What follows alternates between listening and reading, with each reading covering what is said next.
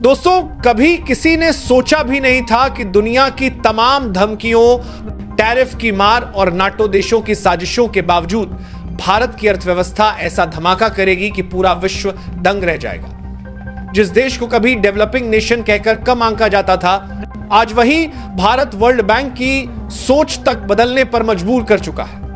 दोस्तों, यह कहानी सिर्फ एक आंकड़े या रिपोर्ट की नहीं है, बल्कि उस देश की है जिसने अपने दम पर पूरी दुनिया को यह बता दिया कि अब भारत किसी का मोहताज नहीं, बल्कि भारत अब दुनिया की नई आर्थिक शक्ति बन चुका है। 7 अक्टूबर 2025 यह तारीख भारत के आर्थिक इतिहास में सुनहरे अक्षरों में लिखी जाएगी। उस दिन वर्ल्ड बैंक को अपने ही बयान बदलने पड़े।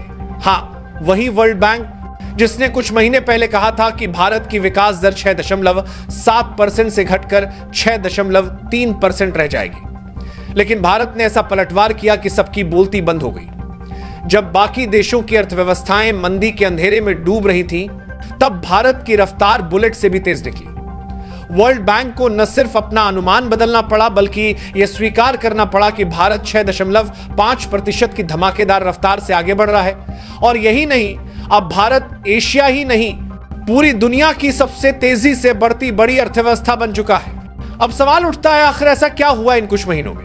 वो कौन सी ताकत थी जिसने भारत को इतना मजबूती से खड़ा कर दिया कि दुनिया के बड़े बड़े अर्थशास्त्री भी दंग रह गए? इसका जवाब छिपा है 2 शब्दों में, कंजम्पशन और जीएसटी।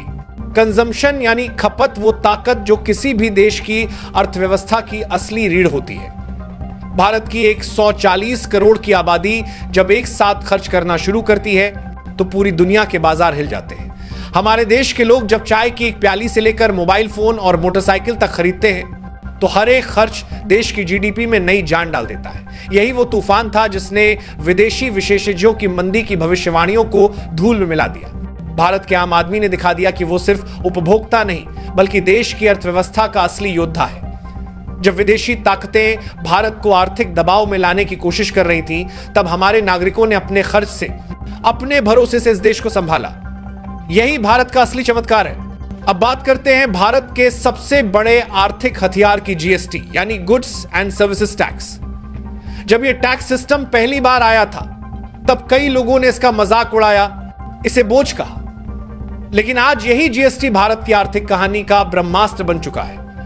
सरकार ने पिछले कुछ वर्षों में इसमें कई स्मार्ट सुधार किए, टैक्स चोरी पर नकेल कसी, डिजिटल ट्रैकिंग सिस्टम लागू किए और व्यापारियों को एक पारदर्शी सिस्टम दिया।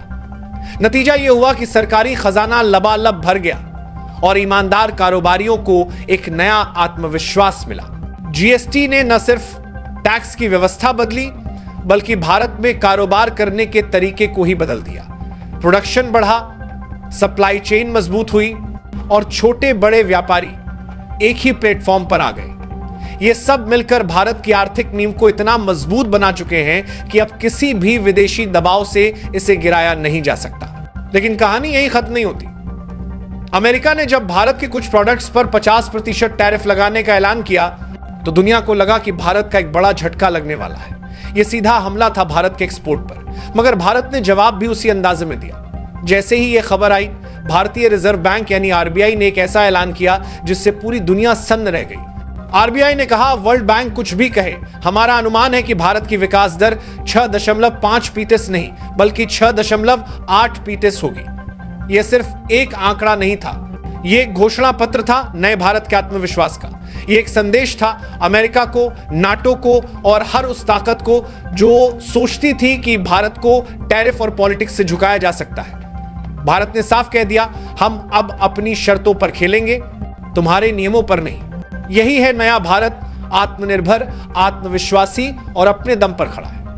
अब भारत को किसी विदेशी रेटिंग एजेंसी या संस्था की मोहर की जरूरत नहीं। यह वही देश है जो अपनी तकदीर खुद लिख रहा है।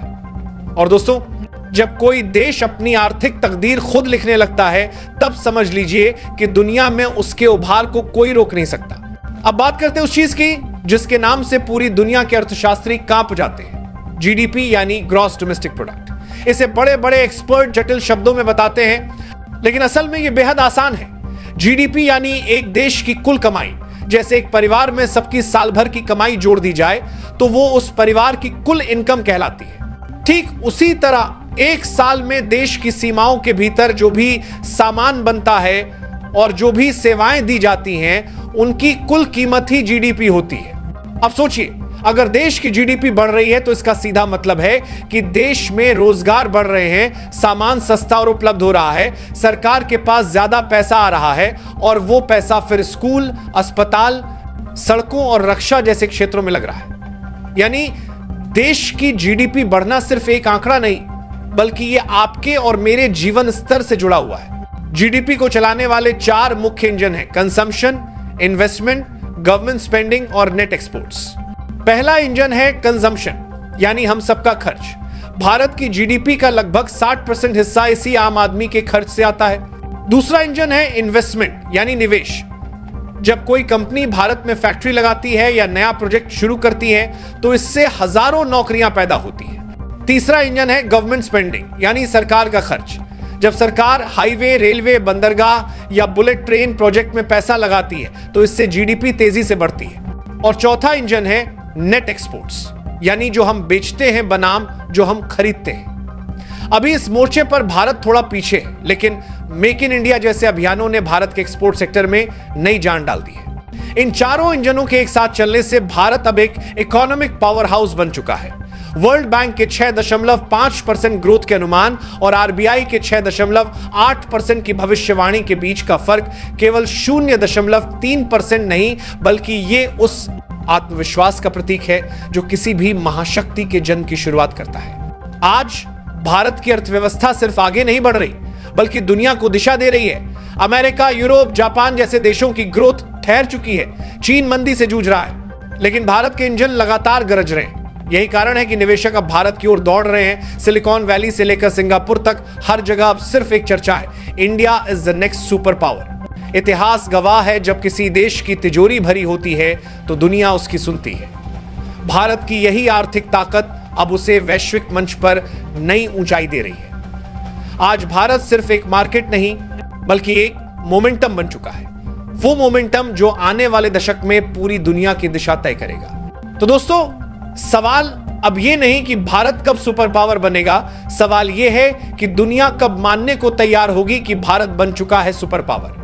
और जब हमारी जीडीपी 10% की रफ्तार से दौड़ेगी, तब चीन और पाकिस्तान जैसे पड़ोसी देशों की नींद उड़ना तय है, क्योंकि तब भारत के पास वो ताकत होगी जिससे वो न केवल अपनी सीमाओं की सुरक्षा करेगा, बल्कि तकनीक, रक्षा और अंतरिक्ष में भी नए युग की शुरुआत करेगा। तो बताइए दोस्तों, क्या वर्ल्ड बैंक और आरबीआई के ये आंकड़े सिर्फ नंबर हैं, या फिर ये उस नए भारत का ऐलान ए जंग है जो अब दुनिया पर अपनी शर्तों पर राज करने के लिए तैयार है? आपकी राय क्या है? नीचे कमेंट्स में जरूर लिखिए, क्योंकि आज का भारत सिर्फ सुनने नहीं, बल्कि बोलने और करने में यकीन रखता है।